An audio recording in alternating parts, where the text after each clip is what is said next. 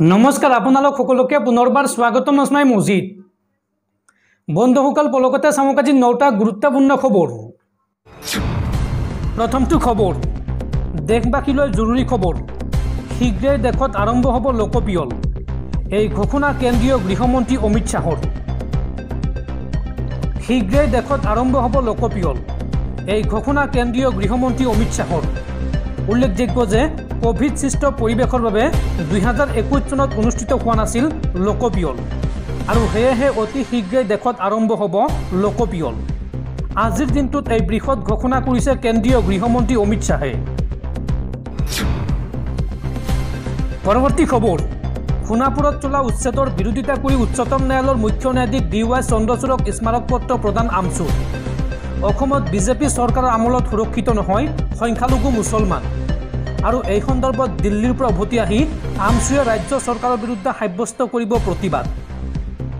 এই হুংকাৰ আমচুৰ সভাপতি ৰেজাউল কৰিম सरकारों। उच्छेदन नामत সংখ্যালঘুৰ লগত সংঘটিত হৈছে অমানৱীয় ঘটনা। অসমত সংখ্যালঘু মুছলমান নিৰাপত্তাহীনতাত ভুগিছে। বৰ্তমান বিজেপি सरकारों नेतृत्वत অসমৰ সংখ্যালঘুসকল নিৰাপদ নহয়।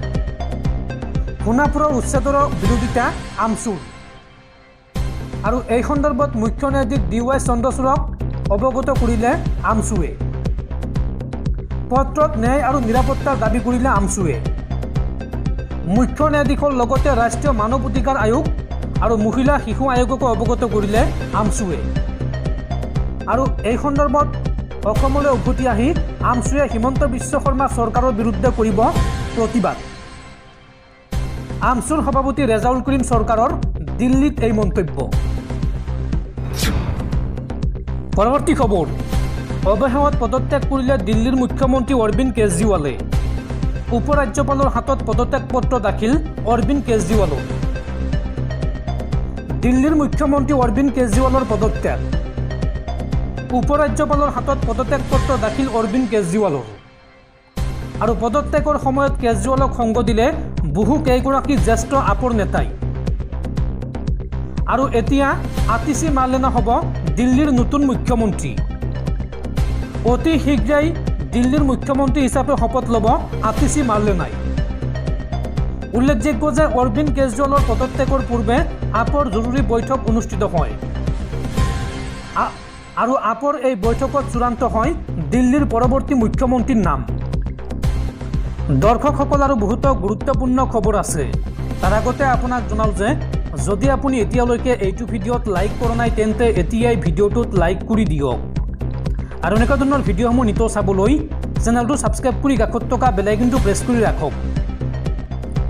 পৰৱৰ্তী খবৰ এতিয়াৰ পৰা যধে-মধে চৰকাৰে চলাব নোৱাৰিব বুলডোজাৰ। বুলডোজাৰ একচনত নিষেধাজ্ঞা জাৰি কৰিলে দেশৰ সৰ্বোচ্চ ন্যায়ালয়ে। এতিয়াৰ পৰা কোনো দোষী বা অভিযুক্তৰ ঘৰত যধে-মধে চলাব নোৱাৰিব বুলডোজাৰ। बुलडोजारे सरकारे भांगिब নোৱাৰিব व्यक्तिगत निर्माण। এই কঠোৰ নিৰ্দেশনা দেশৰ উচ্চতম ন্যায়ালয়ৰ। বুলডোজাৰ একচনত এইবাৰ নিষেধাজ্ঞা জাৰি কৰিলে দেশৰ সৰ্বোচ্চ ন্যায়ালয়ে। চৰকাৰৰ বুলডোজাৰ একচনক লৈ সৰ্বোচ্চ ন্যায়ালয়ৰ ৰায়দান। কোনো দোষী বা অভিযুক্তৰ ঘৰত যধে-মধে চলাব নোৱাৰিব বুলডোজাৰ। কোনো অভিযুক্ত অপৰাধৰ সৈতে সামিল হলে কেনেকৈ চৰকাৰে ঘৰ ভাঙিব। নিয়ম নমনাকৈ বুলডোজাৰ চলোৱাটো সংবিধান বিৰোধী। এনে হঠকাৰী সিদ্ধান্ত আইন ব্যৱস্থাৰ ওপৰত বুলডোজাৰ চলোৱাৰ সমান। বুলডোজাৰে চৰকাৰে ভাঙিব নোৱাৰিব ব্যক্তিগত নিৰ্মাণ। কোনো ব্যক্তিগত ঘৰ বা কাৰ্যালয়ত চলাব নোৱাৰিব বুলডোজাৰ। 1 অক্টোবৰলৈ বাহাল থাকিব এই নিৰ্দেশনা। অৱশ্য চৰকাৰী মাটি জলাশয় ৰেলপথ আৰু ৰাজপথৰ ক্ষেত্ৰত এই সন্দৰ্ভত নাথাকিব কোনো নিৰ্দেশনা। কোনো সম্পত্তি অবৈধভাৱে নিৰ্মাণ হোৱাটো প্ৰমাণ হলেহে চলাব পাৰিব উচ্ছেদ। উচ্চতম ন্যায়ালয়ৰ ন্যায়াধীশ BR গগৈ আৰু KB বিশ্বনাথনৰ বিচাৰপীঠৰ এই মন্তব্য। জমিয়ত উলমায়ে হিন্দে দাখিল কৰা গোচৰৰ শুনানি গ্ৰহণ কৰি এই ৰায়দান দিয়ে দেশৰ উচ্চতম ন্যায়ালয়ে। ADRE পৰীক্ষাৰ প্ৰশ্নকাকত ভাইৰেল সন্দৰ্ভত 13 অভিযুক্তক গ্ৰেপ্তাৰ। ADRE পৰীক্ষাৰ প্ৰশ্নকাকত ভাইৰেলক লৈ তৎপৰ হৈ পৰিছে অসম আৰক্ষী আৰু এই ঘটনাৰ সৈতে জড়িত অভিযোগত মহিলাসহ সৰ্বমুঠ 13 জনক এই পৰ্যন্ত গ্ৰেপ্তাৰ কৰা হৈছে। ইয়াৰ ভিতৰত আছে 10 গৰাকী শিক্ষক, 2জন ফটোগ্ৰাফাৰ আৰু এগৰাকী পৰীক্ষাৰ্থীক গ্ৰেপ্তাৰ কৰিছে। চিমেণ্ট চাপৰি থানাত এই সন্দৰ্ভত 37/2024 নং গোচৰৰ ভিত্তিত এই লোকসকলক গ্ৰেপ্তাৰ কৰা হৈছে। পৰৱৰ্তী খবৰ, দেশৰ নিবনুৱা যুৱক যুৱতীলৈ এক সুবৰ্ণ সুযোগ আগবঢ়াইছে ৰতন টাটাই। দীপাৱলীত বৃহৎ উপহাৰ দিব ৰতন টাটাই। ভাগ্য খুলিব 50,000 নিবনুৱা যুৱক যুৱতীৰ। অতি শীঘ্ৰে 50,000 চাকৰি দিব ৰতন টাটাই। উৎসৱৰ বতৰত ৰতন টাটাই বৃহৎ উপহাৰ দিবলৈ আগবাঢ়িছে দেশবাসীক। আৰু মাত্ৰ এমাহ পাছতে দীপাৱলী, আৰু দীপাৱলীত দেশবাসীক ভাল খবৰ দিব ৰতন টাটাই। দেশত টাটাই তৈয়াৰ কৰিব 50,000 চাকৰি। চলিত সপ্তাহতে বজাৰলৈ আহি আছে আইফোন 16, আৰু ইমান দিনে বিদেশৰ পৰা আমদানি কৰা হৈছিল আইফোনসমূহ। এইবাৰ ভাৰততে তৈয়াৰ হ'ব আইফোন। সেই আইফোন তৈয়াৰৰ দায়িত্ব পাইছে ৰতন টাটাৰ সংস্থাই। জনা গৈছে যে টাটা ইলেক্ট্ৰনিক্স আইফোন তৈয়াৰৰ কামত নামিছে, আৰু আগন্তুক নৱেম্বৰ মাহত অৰ্থাৎ দীপাৱলীৰ সময়ত আইফোন তৈয়াৰৰ কাম আৰম্ভ হ'ব ভাৰতত। তামিলনাডুত 250 একৰ মাটিৰ ওপৰত হচুৰ প্লেণ্টত আইফোন তৈয়াৰৰ কাৰখানা গঢ়ি তোলা হ'ব। টাটা ইলেক্ট্ৰনিক্সত প্ৰায় 6,000 কোটি টকা বিনিয়োগ কৰিছে।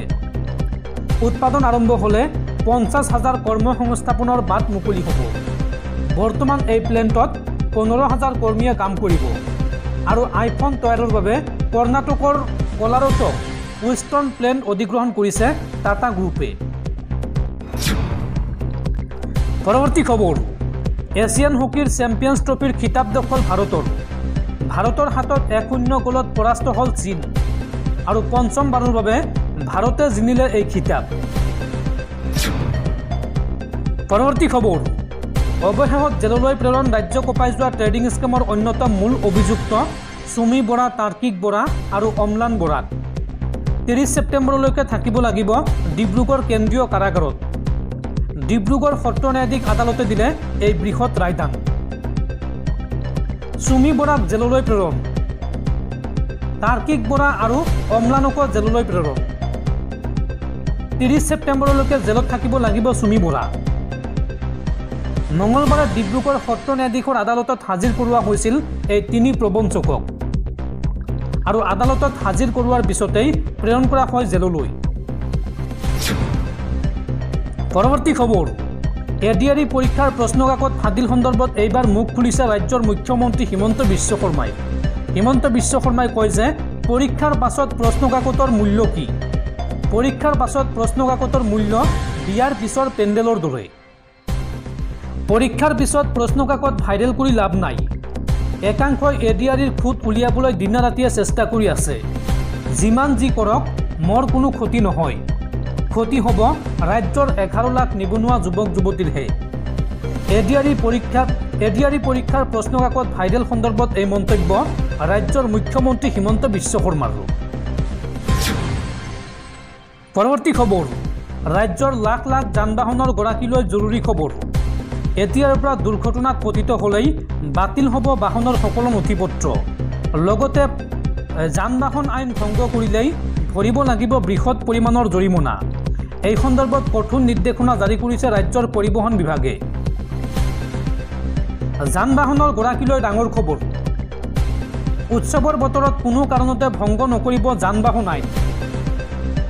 আইন ভংগ কৰিলেই ভৰিব লাগিব জৰিমনা। বাহন চলোৱাৰ সময়ত পৰিধান কৰক ছিট বেল্ট। বাইক আৰোহীয়ে পৰিধান কৰিব লাগিব হেলমেট। বাইকৰ পিছত উঠা ব্যক্তিয়েও পৰিধান কৰিব লাগিব হেলমেট। আৰু দুৰ্ঘটনাত পতিত হ'লেই বাতিল হ'ব নথিপত্ৰ। দুৰ্ঘটনাত পতিত হোৱা বাহনৰ বাতিল হ'ব RC, আৰু লগতে চালকৰো বাতিল হ'ব অনুজ্ঞাপত্ৰ। সুৰাপান কৰি গাড়ী নচলাব। সুৰাপান কৰি গাড়ী চলালেই ভৰিব লাগিব জৰিমনা। পৰিবহণ আয়ুক্ত গৌতম দাসে এই আহ্বান জনালে যান বাহনৰ গৰাকীলৈ। পৰৱৰ্তী খবৰ, বন্ধন বেংকৰ গ্ৰাহকলৈ ভাল খবৰ। বন্ধন বেংকে 1 বছৰৰ ফিক্সড ডিপজিটত আগবঢ়াইছে সৰ্বাধিক 8.55% পৰ্যন্ত সুদ। বন্ধন বেংকে 1 বছৰৰ ফিক্সড ডিপজিটত সৰ্বাধিক 8.55% পৰ্যন্ত সুদ আগবঢ়াইছে। সৰ্বভাৰতীয় বিত্তীয় প্ৰতিষ্ঠান বন্ধন বেংকে 1 বছৰৰ বাবে ফিক্সড ডিপজিটত 8.55% পৰ্যন্ত সুতৰ হাৰ আগবঢ়োৱাৰ কথা ঘোষণা কৰিছে।